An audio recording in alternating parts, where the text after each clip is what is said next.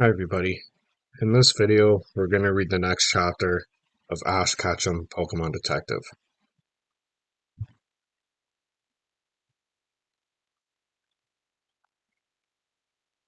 Chapter 10, Giant Robot Stantler. Ash shook his head.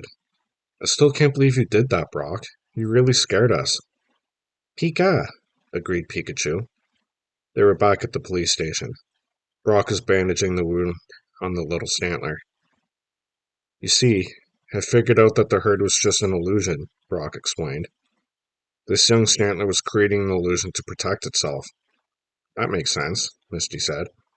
Stantler can produce illusions with the round balls on its antlers, added Brock. Ash turned to Officer Jenny. Well, it looks like this mystery is solved. I must admit, I'm impressed, Brock, said Officer Jenny.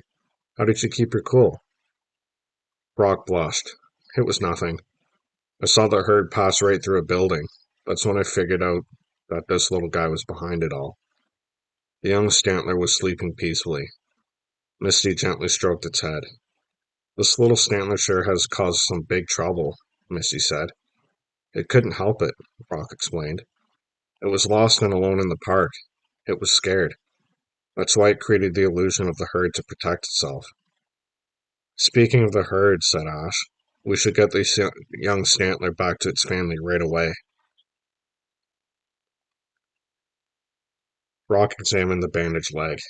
I think it'll be okay after a good night's sleep. We can help it find its herd in the morning. Officer Jenny gave them some blankets, and Ash and the others fell asleep in the police station. Brock stayed by the Stantler side all night. The next morning, they took a trail out of town. Officer Jenny said it led to the mountains where Stantler herds were found. They followed the tree-lined trail all morning. Soon the trees gave way to rocky cliffs. The trail broke off and led up the mountainside. Brock faced Stantler. All right, he said. This path leads back to the mountains. The rest is up to you. The Stantler didn't move. Doesn't seem to want to go, Ash remarked. Can't it stay with us? Misty asked. It's so cute. Brock sadly shook its head. It belongs with its herd. It's too young to come with us. Brock looked into the Stantler's eyes. Don't you understand? It's for your own good, Brock said. The Stantler hung its head. Come on, get going, Brock shouted.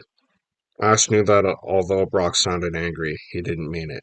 He had to get the Stantler to go, no matter what it took. Hurry up, Brock yelled. The Stantler looked at Brock, hurt. Then it turned and trotted up the path.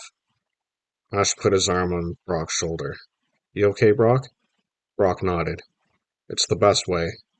Come on, let's go back to town. Ash and his friends walked back down the trail in silence. They all felt sad about saying goodbye to Stantler. Suddenly, Pikachu stopped. The little yellow Pokemon turned around, pointed up to the sky. Ash turned. Floating over the mountain was a hot air balloon decorated with a Meowth face. Team Rocket! Oh no, a little Stantler, Misty cried. Brock was way ahead of them. Ash watched his friends speed like lightning back to the mountains.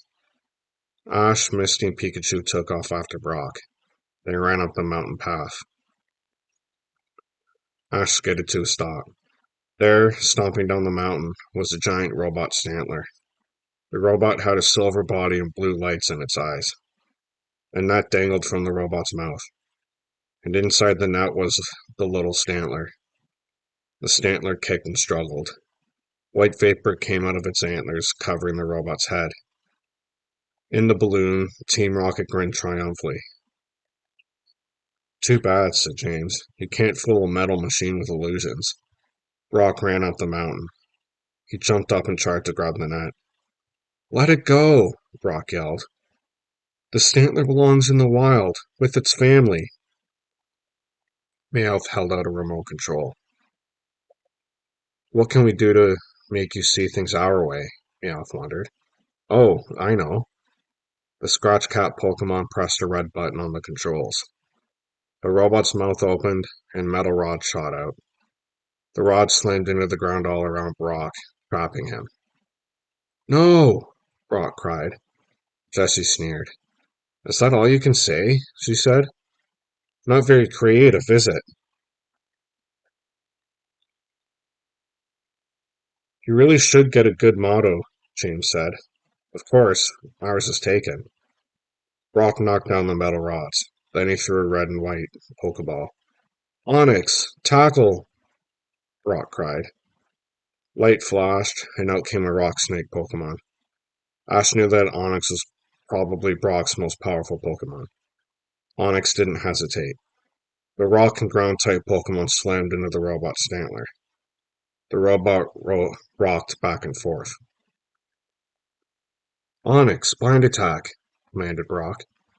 Onyx wrapped its long body around the robot Stantler, squeezing the metal. There was a sickening sound as the robot collapsed under the incredible pressure. Onyx released its grip. The robot exploded in a mess of wires and gears. Onyx! Roared Onyx in a gravelly voice. Good work, Onyx! Brock cheered. Ash started to cheer too. Then he noticed something. A net dangled from the basket of Team Rocket's balloon. Brock! Ash shouted. They've still got the Stantler!